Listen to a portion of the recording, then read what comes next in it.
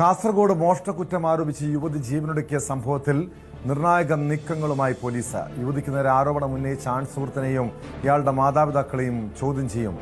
Welcome back to Visal media. ഞാൻ ഫക്രുദ്ദീൻ പന്താവൂർ. ഇന്ന് ഖുർആൻ പാരായണ മത്സരത്തിൻ്റെ 5-ാം ദിവസമാണ്. 3 ആളുകളുടെ ഖുർആൻ പാരായണമാണ് ഇന്നത്തെ മത്സരം ഉൾപ്പെടുത്തിയിട്ടുള്ളത്. ഇൻഷാ അതിന് മുൻപ് ആ കാസർഗോഡുള്ള ജസീലയുടെ മരണവുമായിട്ട് ബന്ധപ്പെട്ട് വളരെ പ്രധാനപ്പെട്ട ചില കാര്യങ്ങൾ പങ്കുവെക്കാനുണ്ട്.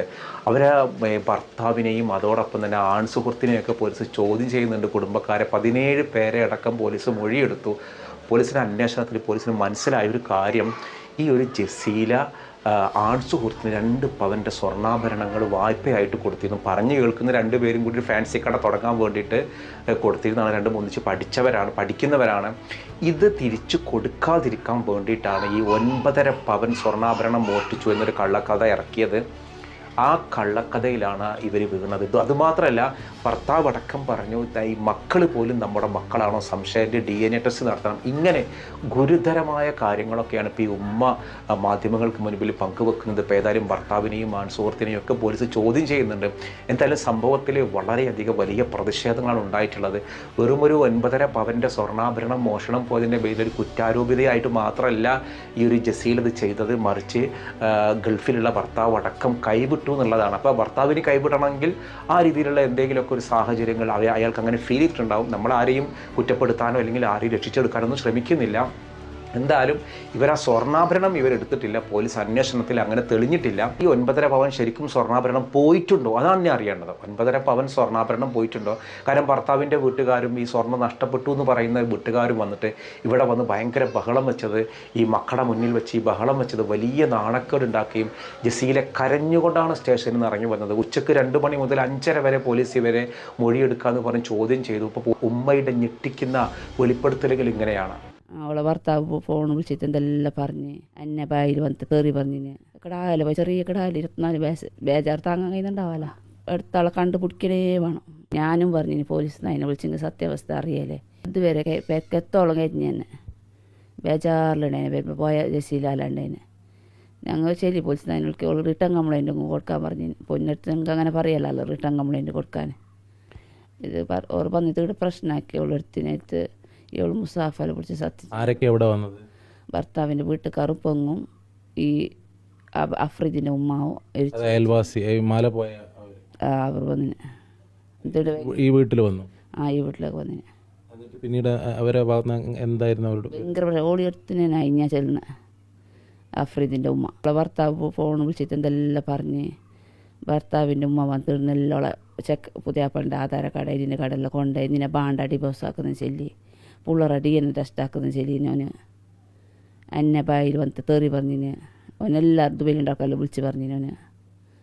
സത്യാവസ്ഥ അറിയാനും ഓനെ നിന്നിട്ട കുറച്ച് സത്യാവസ്ഥ അറിയാൻ എൻ്റെ മുകളിലൊരു ഷോൾക്ക് ബാഗ്.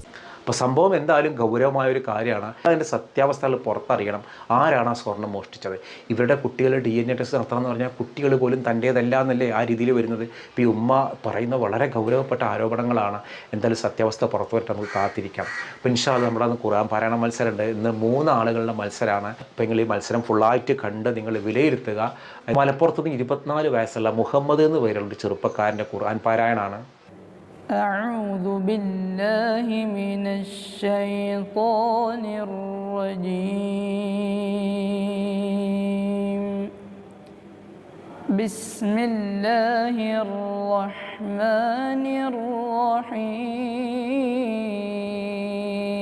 الرحيم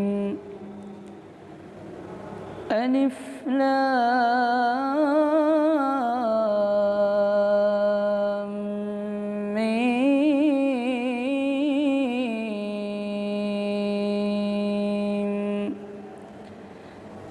ذلك الكتاب لا ريب فيه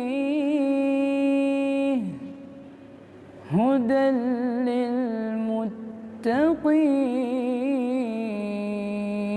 للمتقين الذين يؤمنون بالغيب ويقيمون الصلاة ومما رزقناهم ومما رزقناهم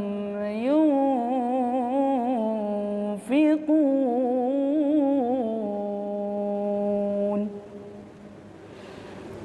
والذين يؤمنون بما أنزل إليك وما أنزل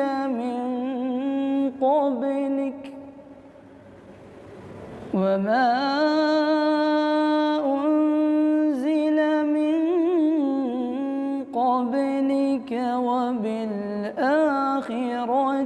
هم يوقنون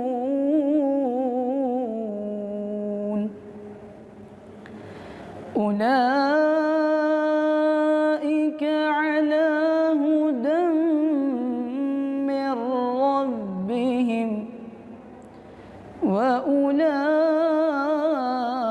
وأولئك هم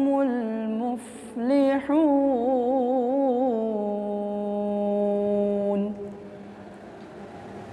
إن الذين كفروا سواء عليهم أأنذرتهم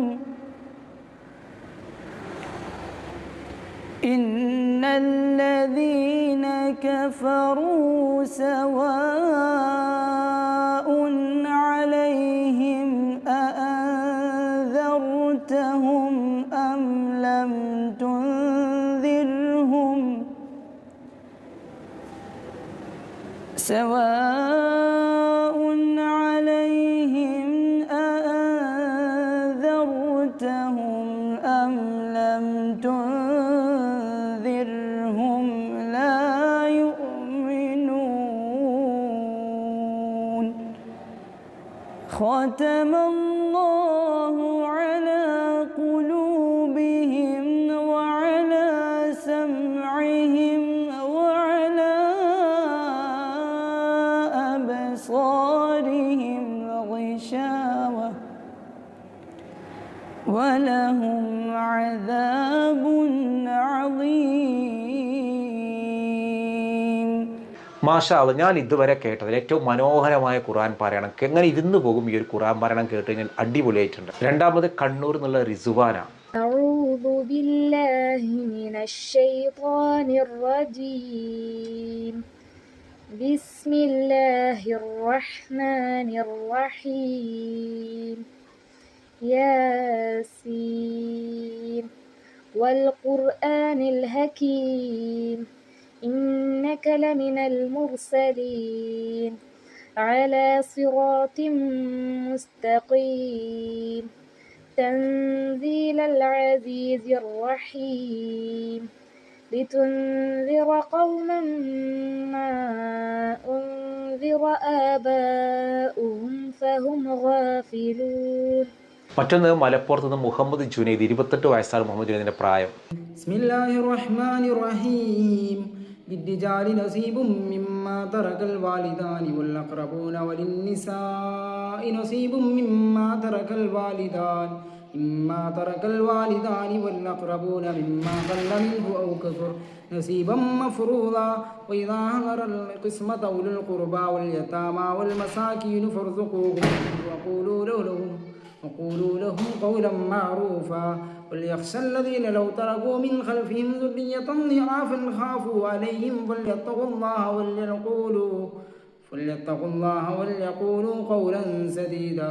ഒന്നാം സമ്മാനം, രണ്ടാം സമ്മാനം, മൂന്നാം സമ്മാനം ഒക്കെ സ്പോൺസർ ചെയ്തിട്ടുള്ളത് ഖത്തറിലുള്ള വടകര സ്വദേശിയായ നിയാസ്ക എന്ന പേരുള്ള ഒരാളും, അതോടൊപ്പം രണ്ടാം സമ്മാനം സ്പോൺസർ ചെയ്തിട്ടുള്ളത് പെരിന്തൽമണ്ണ സ്വദേശിയായ ഈ ഒമാനിലെ സലാലയിലുള്ള അബ്ദുൽ നാസറും, അതേപോലെ മൂന്നാം സമ്മാനം സ്പോൺസർ ചെയ്തിട്ടുള്ളത് മലപ്പുറം ജില്ലയിലെ അയിരൂരിലുള്ള ഈ മുനീറുമാണ് നമുക്ക് ഈ സമ്മാനങ്ങളൊക്കെ സ്പോൺസർ ചെയ്തിട്ടുള്ളത്.